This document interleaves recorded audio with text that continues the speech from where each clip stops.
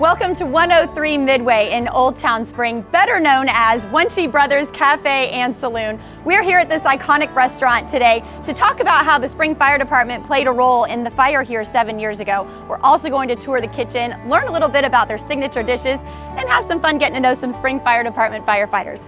Come along with us. Hey Michelle, welcome to Wunsche Brothers in Old Town Spring. How are you? Good to see you. Good to see you. Come on in, come on in. Hey, how are you? You doing all right? Doing good. All right. How are you? Good to see you. Hey, how are you? Hey, how are you doing? Hey, how are you? Good. Appreciate all you guys coming out today. Thanks a lot. Appreciate it. All right, lead me to the kitchen. Yeah, right this way through the historic part of the building. We're gonna come down to our open kitchen. It's modernized, ready for us with our great executive chefs back there getting ready to make some great food for us this afternoon. We have made our way back into Chef Luis's kitchen here at Wunsche Brothers. Thank you so much for having us. Thank you for having me. Yeah, this is going to be awesome. Spring firefighter Jason with us as well, and he's going to be getting down and dirty in this and kind of helping us through your amazing creation. So take it away, Chef Luis. Tell us what we're making and how this is going to go. Okay, so today we're prepping our chicken fried steak, which Wunsche Bros is most known for. That's a very popular dish that we have here in Wunsche. Everybody seems like enjoys, so we're going to guide you through how we prepare it. So first we got some all-purpose flour. This is what we use to bread or chicken fried steak. Put some cayenne pepper, garlic powder, onion powder, salt, Okay. kosher salt we use in this case, paprika, and black pepper. Oh yeah. Okay. So we just mix all together. Make sure you get all those ingredients mixing, so you can get all the good flavor on the chicken fried steak the way it should be. You should have this color, like kind of reddish color on the flour.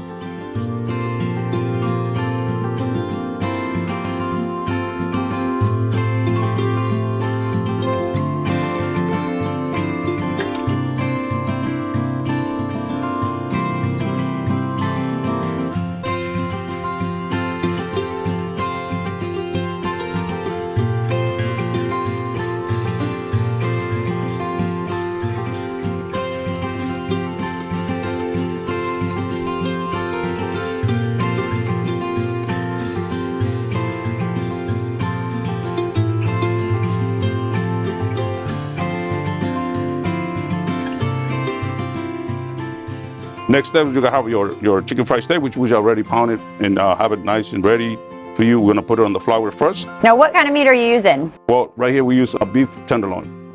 Then we dip this into the buttermilk. Just let it, drip a little bit, and then you just put it back on the flour. When you make the honor to finish it up, just make sure it's nice and You get a break. right. All right. Yeah, that's right. That's usually how we cook at the firehouse. So, now what am I doing with it? We put it on this plate right here. There we go. Is this something you guys would cook at the station? Yes, ma'am. Yes. Anytime that we get a chance, we love to cook some good chicken fried steak. The southern staple meals. Mashed potatoes, gravy, all the good stuff. Okay, now we're at this stage where our chicken fried steak is nice and breaded. We're ready to put it in our fryer. You got a 350-degree fryer. You got to make sure it's hot. That way, whenever you cook, your steak comes out nice and crispy, cooked evenly, and it's not overcooked. So that way, your steak is not overdone. So this is how it should look whenever it's breaded. Okay. Okay. Fabulous. Okay. So now we're ready to fry.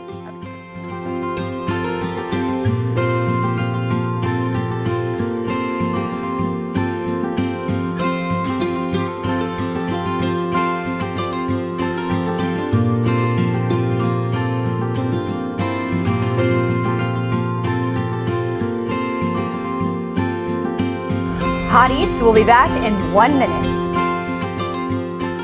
At Ally Medical ER, our goal is to provide immediate emergency care in a safe and stress-free environment. My name is Dr. Travis Sims, and alongside our team of medical professionals, we are all experts in emergency care. We are a locally owned and fully resourced emergency department that can provide on-site testing and imaging for quick and accurate diagnoses. When you or a loved one has a medical emergency and need compassionate care with little to no wait, we can provide that 24/7. Ally Medical ER. We will get you feeling better, faster. Welcome to 103 Midway in Old Town Spring, better known as Wunsche Brothers Cafe and Saloon. Some of our items have been on the menu over 40 years. There's sausage sauerkraut balls, which we make from scratch, and also our homemade beer bread. Our menu's comfort food, we're a scratch kitchen.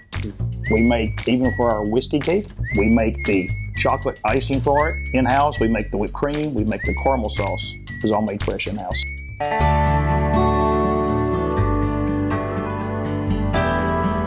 Now we're gonna fry our chicken fried steak. Jason, will you do us the honor? Just slide it in the fryer, nice slowly. Go ahead, just let it go. There you go. Nice. Now as you can see, it's underneath, it's cooking right now. Sometimes you should float whenever it's ready. You just wanna make sure you have the golden brown on the chicken fried steak. That means the steak is gonna be nice and juicy. It's not gonna be overcooked. It's going to be great. It's a good time to talk about, kitchen safety. A lot of with oil and grease fires, a common mistake people do is they add water. That does not mix. That will not end very well for you. So what we like to do is the easiest thing you can do at the house, cover it with a large lid or pan, something just to smother it. And then obviously remove it from the heat source that you can. In these industrial kitchens, you'll see these halon systems as well they're specifically designed to work with grease fires and things like that. So we don't allow these guys to have water near. Health department says you can't have water in the kitchen, or you got to be underneath somewhere. But in this case, on fryers, you got to make sure it's not near, because like you just said, water and hot oil doesn't mix together, and it's something that you want to prevent. See if you can see your steak is getting there. There we go. Love that sizzle. Yes, sir. That is perfection. You just fried the best chicken fried steak. We're gonna let it rest over here. Get some of that grease to the steak. So that's probably a good idea. If you're doing this at the house, make sure your grease settles back down before you go put more and more in there. And then we're gonna put it on this plate with a little paper on top, so it's nice and perfect, golden brown, nice and juicy chicken fried steak. And we transfer on this plate with a piece of paper. That way, keeps the juices but absorbs some of that grease. Chef Luis, Jason, it looks amazing. We're gonna get some sides going in just a few minutes, but first we're gonna take a quick historical tour of the Wunsche Brothers Cafe, and we're gonna learn how the Spring Fire Department helped when the fire broke out in 2015 right here. At Ally Medical ER, our goal is to provide immediate emergency care in a safe and stress-free environment. My name is Dr. Travis Sims, and alongside our team of medical professionals, we are all experts in emergency care. We are a locally owned and fully resourced emergency department that can provide on-site testing and imaging for quick and accurate diagnoses. When you or a loved one has a medical emergency and need compassionate care with little to no wait, we can provide that 24/7. Ally Medical ER, we will get you feeling better, faster.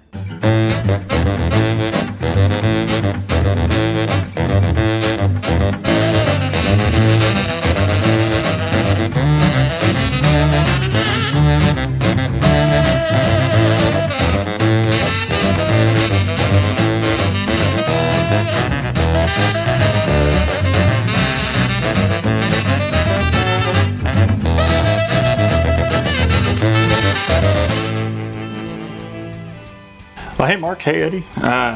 We're here to talk a little bit about the fire and the history behind Wunsche Brothers. Okay. I don't know how much about the fire you guys know about, but I was here that day.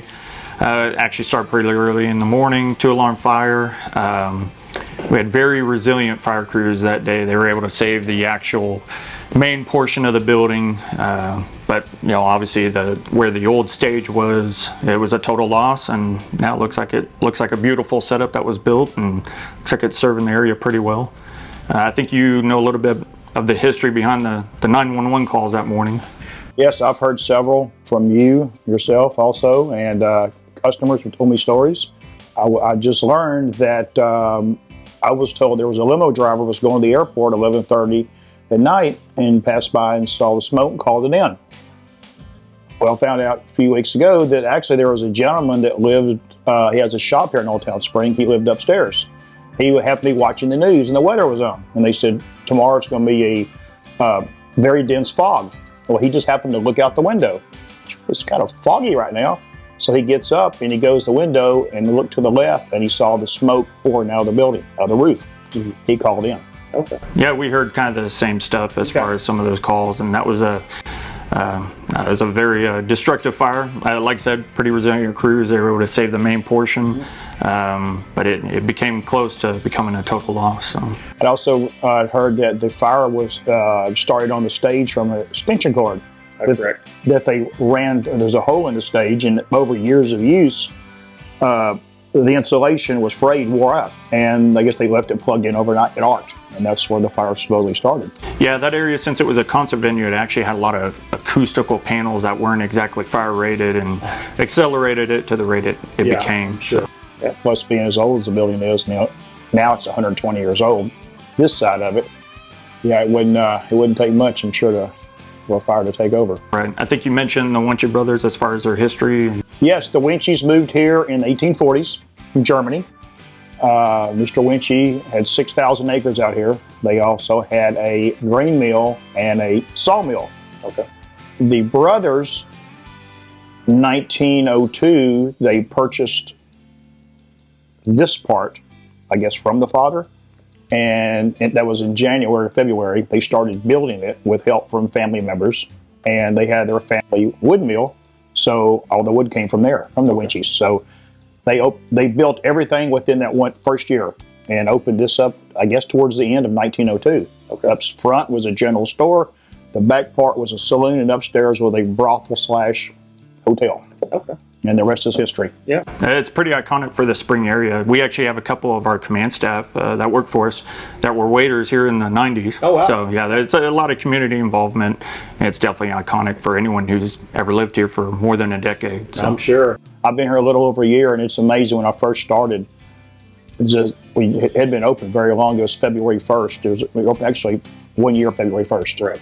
And talking to people, and they just couldn't wait to tell you their history of coming here. Yeah. I mean, one of these families lived here for 180 years. I've had a gentleman that's been coming here since 1972 when he was a kid with his father, eating hamburgers.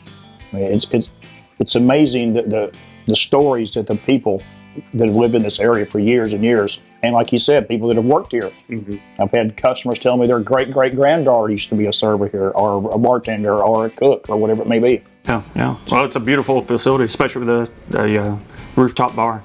Yes. Yeah, that's we just had that opened up. We've been open about 7 or 8 months upstairs. Mm-hmm. And it's great. You love live entertainment, this is the place to come. Yeah, I'll probably be here when I'm off duty. So. And the beer's cold too. Oh, yes it is. And I think what Eddie was talking about, we have a lot of people who, never had the time to thank you and your team for doing what you guys did. Yeah. Because like Eddie was saying, this building means a lot to a lot of people. Mm-hmm. And we don't serve fried chicken and cold beer. We serve memories and reactions to people. And what you and your team did really, it not only saved the history part of it, but this town as well. Old Town Spring is thankful for what you and your team did. Yeah. It's super important. So we all appreciate that. Thank you. Well, I know that they've heard those same sentiments, and definitely pass that along, because I know they appreciate hearing that and knowing that they did something correct. That's great. Well, good.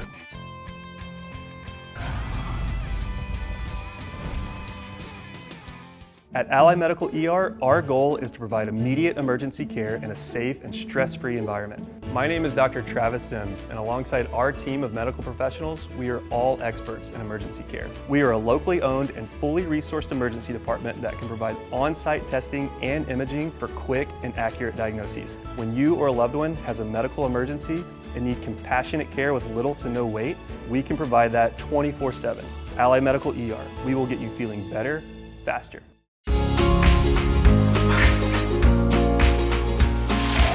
Hi, I'm Apparatus Operator Mark Hutchison with Spring Fire Department. I'm going to talk to you about Spring Fire Department's fleet of trucks. We have different aerial devices. We have a tower, we have a ladder, we also have rescue trucks, tanker, and this one in particular is a fire engine, or a pumper. We use this for fire suppression. It carries 750 gallons of water, and we can also hook up to a fire hydrant if we need more than 750 gallons of water. We would take this truck if there's a house fire, car fire, anything like that, and use it to actually put out the fire. This is what we call our front bumper line, and we typically use it for car fires, trash fires, fires in dumpsters, things like that. Let me show you the rest of the truck. This is our pump panel. This controls how much water we get out of the truck. So this truck holds 750 gallons of water. This is the pump panel that controls where all that water goes and how fast it comes out of the truck. We have a few different hoses that are already connected to the truck. The firefighter could come out here and pull this hose to start putting out the fire. If the 750 gallons was not enough, we could connect to the fire hydrant using this attachment here, and that would get us more water coming directly from the fire hydrant in the street. This would be my air pack if I need to get geared up with the other guys and go inside and fight fire. And we have various tools in here, different things that help me connect to the fire hydrant or to attach different hoses. We keep extra air bottles on the truck. As you saw, these attach to the firefighter's gear. If they need more, they can grab one of these bottles and connect it to their air pack and go inside. We also have a wide variety of hand tools on the truck. We have a couple of different kinds of axes here. We have what we call a Halligan also. We use that for if we need to break into a door. We can use that to pry the door open. We can also use the axes if we need to break through something, if we need to break through a fence or a wall or anything like that. Moving further down the truck, we have some power tools. We have two different chainsaws. We can use these. The smaller one we would use if we needed to cut a tree or cut some limbs out of the way. The bigger one we use if we need to cut a hole in the roof.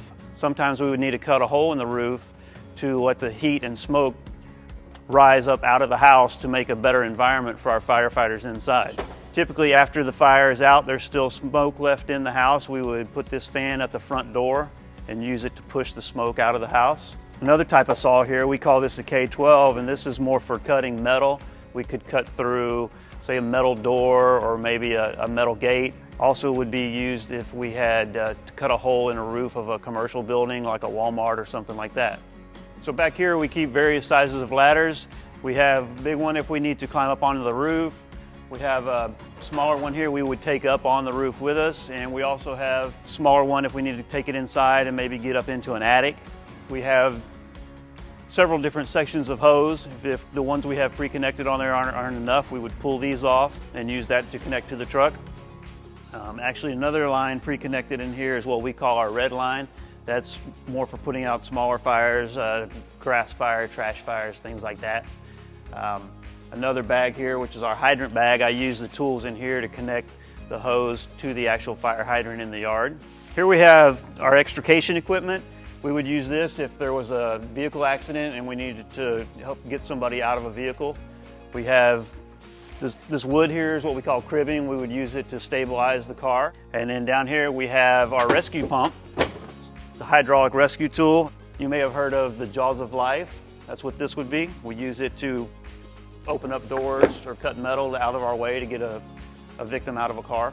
Moving forward, we have more hand tools, portable cord reels if we need to have more lighting in the house, because if we're in a fire, we would typically shut off the power to the house, so we may want to bring in our own lights so we can see. Going forward, we have more sections of hose. These are already pre-bundled. If we need to grab these out, say we're going into an apartment complex or something, we want to take some upstairs with us, we have some more hose here we can take with us. So this is the inside of our fire truck. Basically it looks like the inside of any other truck, except there's a few special things I like to use. This actually controls my pump. When we pull up on a fire, I need to engage this to make that pump panel I showed you earlier work. And then I also have the controls for our lights and our sirens and all that kind of stuff. On the captain's side, there's a computer, and he can bring up call notes. We can find out what's going on with the call there. He can get us directions on how to get there if we don't know how. We also carry headsets that we can put on to help us communicate with each other and also with the dispatch center. Now that you've had a full tour of the truck, let's go for a ride.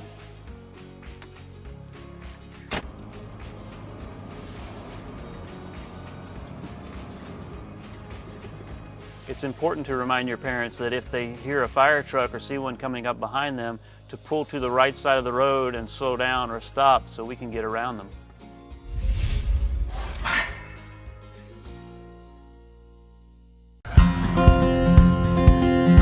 Now we're gonna get to the fun part, which we're gonna play this chicken fried steak. Will you please do the honors? We got our red skin mashed potatoes. Get a Texas-sized portion right there. Yes, sir. That's correct. Okay. And we put our chicken fried steak. Nice. Best part right here, our gravy, homemade gravy on top of it. Chef Luis, what other sides go really good with the chicken fried steak? Honestly, I like myself mashed potatoes. Yeah. But it depends on everybody's taste. Macaroni and cheese is also good, but you know, too much carbs on it. So, you know, vegetables. I like good Southern style green beans, you know, for mine. Beans, stuff like that. So here we go. Will you please? Yeah. We're just gonna heat this with a little bit of chopped parsley at the very end. Just made it plate stand up. That technique. Oh, there we go. This is beautiful. Hey, All right, are you guys ready? I'm ready. All right, let's go ahead and try it. You guys ready? Good. Oh, good. Oh, yeah. Come on. Come on. Round of applause. All right. Grab your forks. Good job. Let's go. You can do the honors. All right. All right. Go ahead. There's just not a pretty way to do it. We're just going to go for it because you can't just let it sit here and be sad. Where's your fork? Don't be shy. I know y'all aren't shy. Gonna pass it around. Can I just do like one of these numbers, right? Is this how everybody's going to roll? I'm just going to do it so y'all don't have to be shy. Sounds good. Better move. All right. Pass it around. Chef Louise, where are you? That is amazing. It is like perfectly tender. I mean, wow. So good. Did a great job.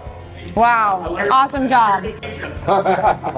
And guys, this is not the end. This is the first of a two-part episode we have for Hot Eats. We are gonna come back and show you guys next time some appetizers, a dessert, and we're gonna have a lot more fun here at Wunsche Brothers, so we hope you don't miss it.